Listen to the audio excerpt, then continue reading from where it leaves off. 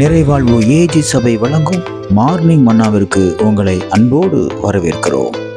கர்த்தருடைய பரிசுத்த நாமம் மகிமைப்படுவதாக. இந்த நாளிலே உங்களை சந்திப்பதிலே மிகுந்த சந்தோஷம். எனக்கு அன்பான தேடு பிள்ளைகளே, உங்களுக்கு கொடுக்கப்பட்ட ஆசீர்வாதத்தை இழந்து போய் நிற்கீங்களா? நிறைய நான் வச்சிருந்தேன், ஆனா நிறைய இழந்துட்டேன். அதை ஒரே வார்த்தையில சொல்ல போனா இப்படி சொல்லலாம், நான் வாழ்ந்து கெட்டவள், எல்லாத்தையும் அனுபவிச்சேன். ஆனா இன்னைக்கு நான் ஒண்ணுமே இல்லாம வெறுமையா இருக்கிறேன். என் வாழ்க்கையில ஒரு சுவாரஸ்யமே இல்லை, ஒரு சந்தோஷமே இல்லை, ஒரு மகிழ்ச்சியே இல்லைன்னு சொல்லி ரொம்ப வேதனையோடு கூட இருக்கீங்களா? கர்த்தர் இன்றைக்கு உங்களோட பேசுகிறார். எரேமியா எழுதின தீர்க்கதரிசன புத்தகம் 30ஆம் அதிகாரம் 3வது வார்த்தையினுடைய கடைசி பகுதி இப்படியாக சொல்லுகிறது, நான் அவர்களை திரும்பி வர பண்ணுவேன் என்று கர்த்தர் சொல்லுகிறார்.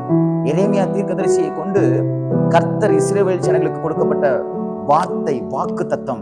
சிறையிருப்பில் இருக்கிற ஜனங்கள் பயந்து போயிருக்கிறார்கள், நமக்கு விடுதலை கிடைக்குமோ கிடைக்காதோ என்று. அப்பொழுது எரேமியா என்கிற தீர்க்கதரிசியை கர்த்தர் எழுப்பி நிறைய பொய்யான தீர்க்கதரிசிகள் எல்லாம் எழும்புகிறார்கள். அவர் சொன்ன எல்லா பொய்யையும் இந்த எரேமியா தீர்க்கதரிசி உடைத்து போடுகிறார். உடைத்து போட்டுவிட்டு கர்த்தர் சொல்லுகிற வார்த்தையை சொல்லுகிறார். இந்த வார்த்தையை நான் வாசிக்கிறேன் பாருங்கள். என் ஜனத்தினுடைய சிறையிருப்பை நான் திருப்பி அவர்கள் பிதாக்களுக்கு கொடுத்த தேசத்துக்கு அவர்களை திரும்பி வர பண்ணுவேன்.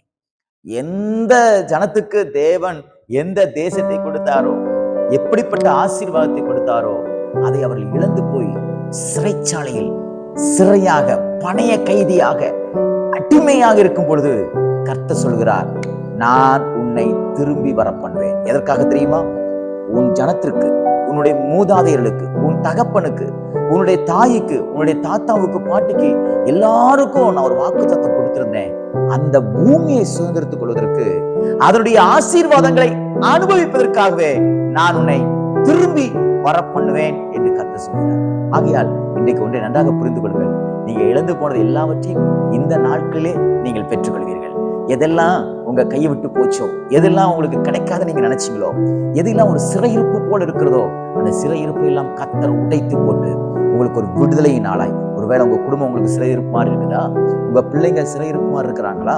அல்லது உங்க கணவன் உங்களை சிறை பிடித்தது போல நீங்க இருக்கீங்களா? அல்லது உங்க மனைவியிடத்துல நீங்க வாழும்பொழுது சிறையில வாழ்வது போல நான் இருக்கிறேன் என்று சொல்லி அப்படி ஒரு ஒரு ஃபீலிங் உங்களுக்கு இருக்குதா? கர்த்தர் சொன்னாரு, அதெல்லாம் நான் உடைச்சு போட்டு நான் உன்னை இழந்து போன சந்தோஷத்தை நான் திரும்பி வர பண்ணுவேன். நீ இழந்து போன ஆசீர்வாதத்தை நான் திரும்பி வர பண்ணுவேன். உன் வாழ்க்கையில இருந்து எல்லா விதமான மகிழ்ச்சியை நான் உனக்கு திரும்பி வர பண்ணுவேன். என்னென்ன ஆசீர்வாதம் உன்கிட்ட வீடு இருந்துச்சுல்ல, வீட்டை நான் திரும்பி உனக்கு கொடுப்பேன். உனக்கு இருந்த எல்லா ஆசைகளையும் நான் உனக்கு திருப்பி கொடுப்பேன். உங்ககிட்ட இருந்த எல்லா பொருட்களையும் நான் உனக்கு திருப்பி கொடுப்பேன் என்று கர்த்தர் சொல்கிறார். விசுவாசிக்கிறீங்களா? எப்படி இஸ்ரவேல் ஜனங்களுக்கு கர்த்தர் வாக்கு பண்ணினாரோ, அதை நிறைவேற்றினாரோ, அதே போல கர்த்தர் உங்களுக்கு நிறைவேற்றி எல்லாவற்றையும் திருப்பிக் கொள்ள கர்த்தர் உங்களுக்கு உதவி செய்வாராக. God bless you.